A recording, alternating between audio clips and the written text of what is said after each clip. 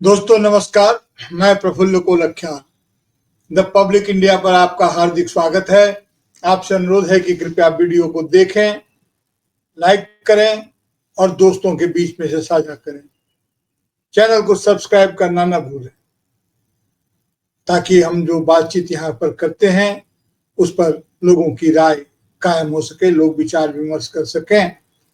और यह भी न भूलें कि आप इस पर आपकी टिप्पणी से हमें काफी बल मिलता है, कार्यक्रम को ठीक से समझने में और आगे उसमें सुधार करने में भी मदद मिलती है। इसलिए बहुत ही हार्दिक अनुरोध है कि कृपया इसे अपनी टिप्पणी से भी नवाजें, अपनी टिप्पणी से भी समृद्ध करने की कोशिश करें। सर, अभी तो पूरी दुनिया में जो चल रहा है वह तो एक तरफ है, लेकिन जो भारत में चल रहा है सब कुछ ऐसे लगता है जैसे बिहार केंद्रित सब कुछ हो गया है। बिहार को लेकर के ही सारी बातें हो रही हैं। प्रधानमंत्री विदेश में थे, पहलगाम की घटना घट गई, आतंकी घटना, हमारे निर्दोष पर्यटक कई मारे गए, उनकी हत्या हो गई।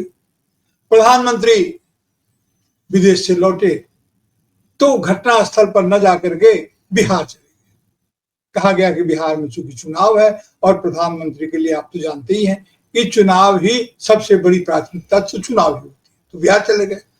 बिहार जाकर उन्होंने घोषणा की पाकिस्तान को कल्पना से परे जाकर के सजा देने की, और ये सजा उन्होंने दी। और ये सजा ऑपरेशन सिंदूर के माध्यम से पाकिस्तान को मिली। और उन्होंने ये दावा किया गया, प्रवक्ताओं ने कहा, टीवी पर मुख्य मीडिया, कारोबारी मीडिया ने भी कहा कि जाकर के ऐसा जवाब दिया है जिससे पाकिस्तान का हौसला बिल्कुल पस्त हो गया है। 22 साल का बदला 22 मिनट में ले लिया गया और उसके 9 ठिकानों को ध्वस्त कर दिया गया। ये सारी बातें अच्छी हैं और भारत के पराक्रम की सेना को तो लोग सैल्यूट करते ही हैं, लेकिन सेना को लेकर भी जिस तरह की बातें की गई वह कोई बहुत अच्छे टेस्ट में तो नहीं थी। लेकिन बिहार ही केंद्र में है, फिर घूम फिर करके बिहार, अभी राहुल गांधी भी बार बार बिहार की यात्रा कर रहे हैं और प्रधानमंत्री का भी कार्यक्रम बनता ही रहता है अक्सर। तो बिहार की राजनीति में ऐसा क्या जबरदस्त है कि बिहार में इतने दौरा हो रहे हैं। देखिए, बिहार की राजनीति इस समय में जिस स्थिति में पहुंच गई है, बिहार पहले भी बहुत पहले इतिहास में न जाए तो बिहार राजनीतिक रूप से काफी संवेदनशील राज्य रहा है। बिहार की राजनीतिक संवेदनशीलता काफी है। गरीबी चाहे जो हो, वहां के लोगों के पलायन की चाहे जो भी स्थिति हो, बेरोजगारी की जो भी दशा हो, लेकिन राजनीतिक संवेदनशीलता में बिहार कभी कम नहीं रहा है। इमरजेंसी विरोध की राजनीति से लेकर के अब तक की राजनीति का बिहार एकमात्र राज्य है जहां भारतीय जनता पार्टी लाख चाहने के बाद भी, लाख तिकड़म के बाद भी बिहार में वो अपना मुख्यमंत्री अब तक भारतीय जनता पार्टी नहीं बना सकी।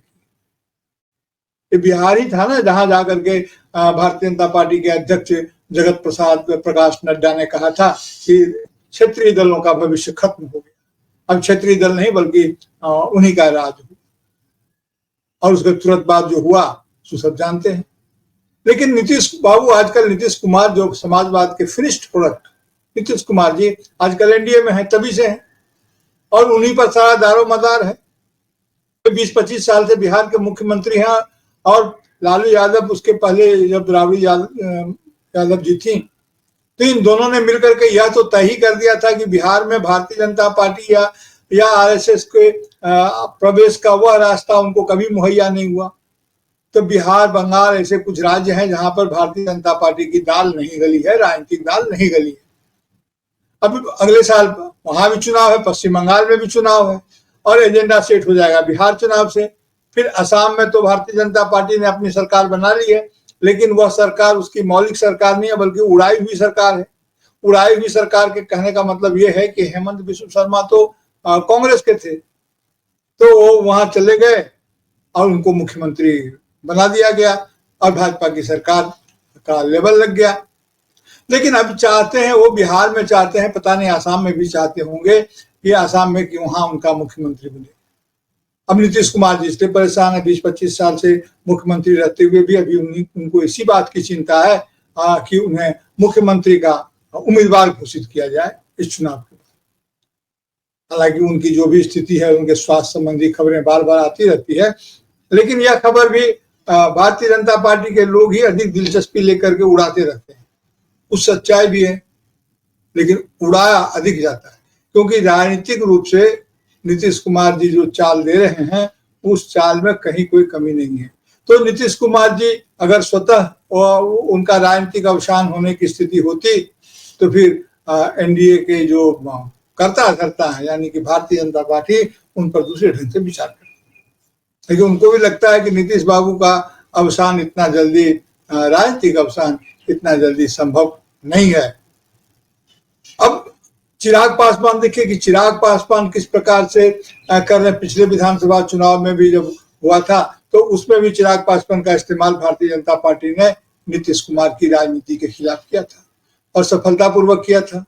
कहाँ तो सोच रहे थे कितनी सीटें जीतने की, लेकिन कहाँ वो तीसरी पार्टी बन के रह गए।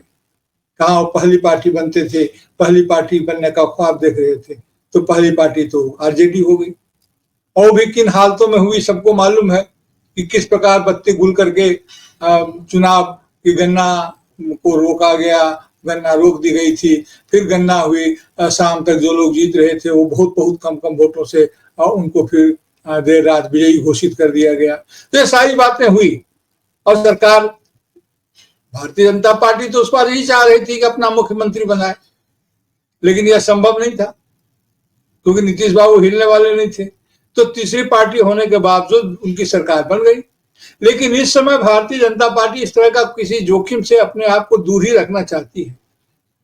अब ये जो चिराग पासवान सक्रिय हुए हैं, कल बड़े ही भारी गला से उन्होंने कहा कि लोग पूछते हैं कि चिराग चुनाव लड़ेगा, मैंने बहुत भारी गला से उन्होंने कहा। वो सभी सीटों पर 243 सीट है विधानसभा में, तो सभी सीटों पर वो चुनाव लड़ेंगे। और एक ऐसा आडंबर उन्होंने दिया, आराम उनकी सभा थी। अगर वो सभी सीटों पर चुनाव लड़ेंगे तो कह देंगे गठबंधन में नहीं है। उन्होंने वो तो याद कर रहे थे कि किस प्रकार उनको बाहर निकाला गया, किस प्रकार उनको समाप्त करने की कोशिश की गई। तो किसने किया था? जिसने किया था, जिस पर आरोप लगा रहे थे उसी के चमक रहे, उसी के साथ तो भी मंत्री हैं, लेकिन आरोप लगा रहे हैं। तो ये बेसिर पैर की बातें जो हो रही है, वो हो सकता है कि लड़े 243 सीट पर लड़े, लड़ना ही चाहिए। इतने बड़े नेता हैं, उनकी इतनी साख है पूरे बिहार में, पूरे बिहार के लोग उन्हें प्यार करते हैं, तो उन्हें लड़ना चाहिए, लड़के देख लेना चाहिए। अब देखिए कि क्या, या तो आने वाले दिन में ही पता चलेगा जब नामांकन पत्र दाखिल किया जाएगा। लेकिन उत्साह में भी बहुत है और लोग तो ये कह रहे हैं कि भारतीय जनता पार्टी के कहने से ही उत्साह में है। भारतीय जनता पार्टी और उनका पेट मिला हुआ है। अब पेट मिला है कि बात मिली है कि हाथ मिला है, अब यह सब तो देखा जाएगा। देखिए राजनीति में 3 किस्म के लोग तो होते ही हैं। एक अगुवा होते हैं, जैसे जो आगे आगे चलते हैं, जिनके चलने पर, जिनकी कदम उठाने से उनके राजनीतिक दल की दिशा तय होती है, उनकी विचारधारा। तो विचारधारा तो उस तरह की है नहीं, कांग्रेस विचारधारा की लड़ाई लड़ रही है। लेकिन बाकी अब कहें कि नीतीश कुमार जी समाजवादी विचारधारा की लड़ाई लड़ रहे हैं या समाजवादी विचारधारा के आधार पर सरकार बना रहे हैं, ये बड़ी दूर की कौड़ी होगी और वोटर तो कम से कम इसे एक्सेप्ट शायद उस ढंग से न करें। तो विचारधारा की तो कोई बात नहीं है, तो जो सुविधा उनकी होगी उसकी बात हो रही है। तो वो उस हिसाब से वो गठबंधन में है और गठबंधन है कि नहीं है कि चुनाव के बाद का क्या रवैया होगा। लेकिन चिराग पासवान जी जिस ढंग से, वो भी उसी, उनके पिताजी भी समाजवादी पृष्ठभूमि से आए थे, वो भी उन्हीं का उसी के विरासत को लेके आगे बढ़ रहे हैं। तो उन्होंने घोषणा कर दी। लोग कहते हैं कि उनके हाथ मिले हुए हैं, बात मिले हुए। तो 3 तरह के नेता होते हैं, एक अगुआ, दूसरा लघुआ और तीसरा भगुआ। तो जो अगुआ होते हैं वो लीड करते हैं, आगे आगे चलते हैं। जो लघुआ होते हैं वो हर हाल में उनके साथ लगे रहते हैं, चाहे वो पूरब जाए तो पूरब, पश्चिम जाए तो पश्चिम, उत्तर जाए तो उत्तर और दक्षिण जाए तो दक्षिण। चाहे जिस दिशा में जाए, उनकी जो भी विचारधारा हो, उनके साथ वो लगे रहते हैं, क्योंकि वे आगे नहीं देखते, वो उनके कदमों के निशान देखते हैं। तो ये लघुआ लोग भी होते हैं और वे महत्वपूर्ण होते हैं, इनका जबरदस्त। और इनको कहा जाता है ये कमिटमेंट्स, प्रतिबद्धता, प्रतिबद्ध सदस्य हैं, तो वो भी अपने आप को नेता करते हैं। और दूसरे होते हैं भगुआ, जो आते हैं, लगे रहते हैं, वो भी शुरू में समझ में नहीं आता, लेकिन कब भग जाएंगे, कब निकल जाएंगे, इसका कोई ठिकाना नहीं है। तो एनडीए में इसमें मैं अगुआ तो नीतीश कुमार जी हैं और भारतीय जनता पार्टी भी इस बात को मानती है। अलगुआ में भारतीय जनता पार्टी और उसके नेता हैं। अब भगवा में अब कौन कौन है, कौन लगुआ है, कौन भगवा है, लेकिन नीतीश कुमार जी अगुआ बने रहेंगे, यह बात पक्की है। तो इस तरह से बिहार की राजनीति में काफी दिलचस्प मोड़ पैदा हो रहे हैं और उस दिलचस्प मोड़ में पैदा होने का नतीजा ये है कि राजनीतिक जो विश्लेषण है ये करना बड़ा मुश्किल हो रहा है। राहुल गांधी ने इस समय में भी आरोप तो लगा ही दिया अपने ढंग से। अब देखिए, बिहार में अगर जो वोट बैंक की राजनीति है उसमें जाति का बड़ा योगदान है। अब कहा जाता है कि बिहार में ओबीसी 27.12 28% कह लीजिए कि पिछड़ा वर्ग है, उसमें 14.14% तो अकेले यादव परिवार से है और 17.7 तो अल्पसंख्यकों का वोट है। तो इस प्रकार जो वोट की राजनीति है उसमें और जो इनका जो अपना समीकरण है उसमें जो तालमेल है, नीतीश कुमार जी के पास अपने जाति का या अपना वोट बैंक उतना बड़ा नहीं है, लेकिन उनके पास एक इंजीनियरिंग है, तो उस इंजीनियरिंग को साधते हुए वे आगे बढ़ रहे हैं। लेकिन बिहार में काफी हलचल है और राहुल गांधी ने जो पत्र लिख दिया है वो तो पूरे चुनाव आयोग पर ही वो इतना बड़ा सवाल उससे खड़ा हो गया है कि उसका असर न सिर्फ बिहार बल्कि अभी आने वाले कई चुनावों पर उसका असर पड़ेगा। लोग काफी सक्रिय हो गए हैं। यहाँ पश्चिम बंगाल में ममता बनर्जी ने भी, यहाँ के मुख्यमंत्री हैं, बड़ी नेता हैं, तो दीदी ने भी उनके चुनाव आयोग में जो वो कुछ गड़बड़ियां पकड़ी थी इसका जवाब तो शायद दे ना पाए। तो तरह तरह की बहस चल रही है। बिहार का नतीजा, चुनाव परिणाम निश्चित रूप से आने वाली सभी विधानसभाओं के चुनाव को, उसकी दिशा को तो जरूर से इसे निर्धारण मिलेगा। इससे एक दिशा और उसकी दशा भी तय होगी। देखिए कि क्या होता है। यहाँ तो सरसों में ही भूत है। अगर चुनाव आयोग अपनी निष्पक्षता को जनता के मन में नहीं बिठा पाता है तो लोग कहेंगे सरसों में ही भूत है। अरे सरसों देकर लोग भूत झाड़ते थे गांव देहात में, आजकल तो सरसों के खेत में भूत तंबू तान लेता है। कुल मिलाकर कहने का मतलब ये कि चुनाव आयोग को अपनी निष्पक्षता साबित करनी होगी और प्रवक्ताओं के और पक्षधरों के कहे से उनका बेड़ा पार नहीं होगा। चुनाव आयोग को अपना उद्यम लेना होगा।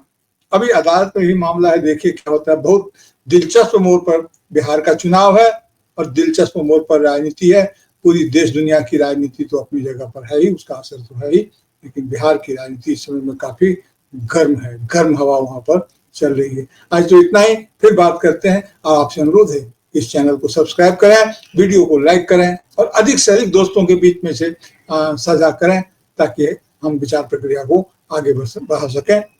और अपनी टिप्पणी जरूर दें, आपकी टिप्पणी से हमें रास्ता दिखाई देता है। जी नमस्कार, आज के लिए।